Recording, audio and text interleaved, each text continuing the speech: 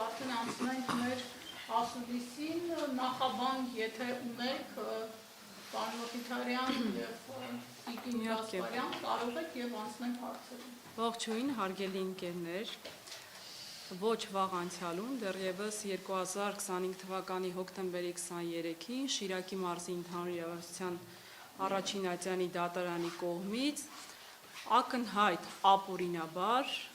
բացառապես իր մասնագիտական գործունեությունը իրացնելու հանգամանքների բերումով Գյումրի քաղաքում գտնվող Ռուբեն Մխիթարյանը, ինչպես գիտենք, կալանավորվել էր։ Շուրջ 1 ամիս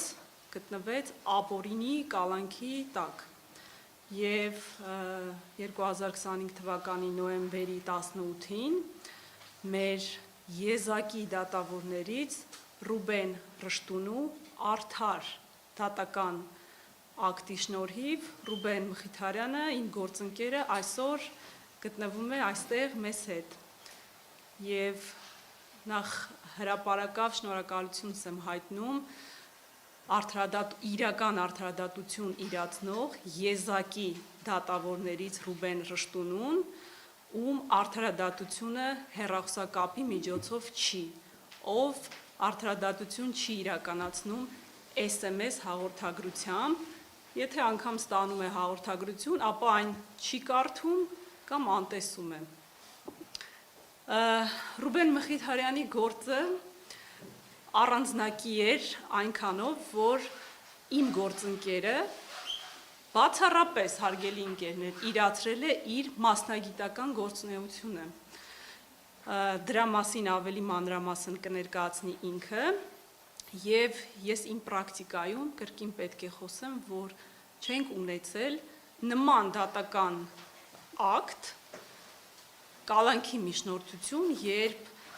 նշվում է անձին կալանքի տանելու հիմքերը, օրինակ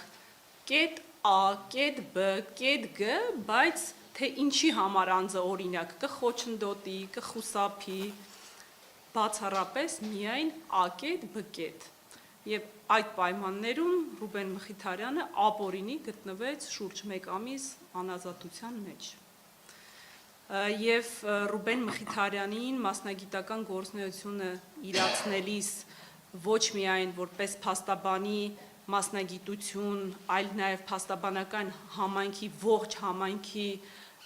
այսպես ասեմ, համայնքն է վտանգված, ինչը որ ցավալի է մեր իրականության մեջ և փաստաբաններս, այո, չենք լռելու և մշտապես պայքարել ենք և պայքարելու ենք արդարադատության, իրական արդարադատության համար։ Ռուբեն Մխիթարյանին կխնդրեմ, որպեսզի ներկայացնի իր մասնագիտական գործունեությունը իրացնելու այդ հանգամանքները և մեկ հանգամանք ևս նշեմ, տեսեք, երբ որ դատական նիստում քննվում է Ռուբեն Մխիթարյանի նկատմամբ կալանքի միջնորդությունը, դատարանին բազմիցս համոզելու միջոցով, այսպես ասեմ, նոր կարողացել ենք, խնդրել ենք, որպեսզի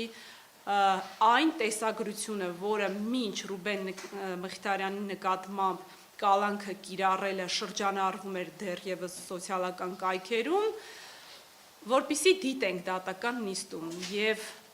այն տեսագրությունը, որը որ հասանելի է նաև բոլորիդ։ Եվ այդ տեսագրության մեջ ակնհայտ տեսանելի է, որ Ռուբեն Մխիթարյանը իրեն վերագրվող որևէ գործողություն, որևէ հանցավոր արարք, մեղադրանքում արձանագրված հանցավոր տարր չէր կարող պարունակել, քանի որ Ռուբեն Մխիթարյանի գործողությունները եղել են միայն կանխարգելող բնույթի, հանդարտեցնող բնույթի և նման պայմաններում Ռուբեն Մխիթարյանը գտնվել է ապօրինի անազատության մեջ։ Խոսքս փոխանցեմ Ռուբեն Մխիթարյանին։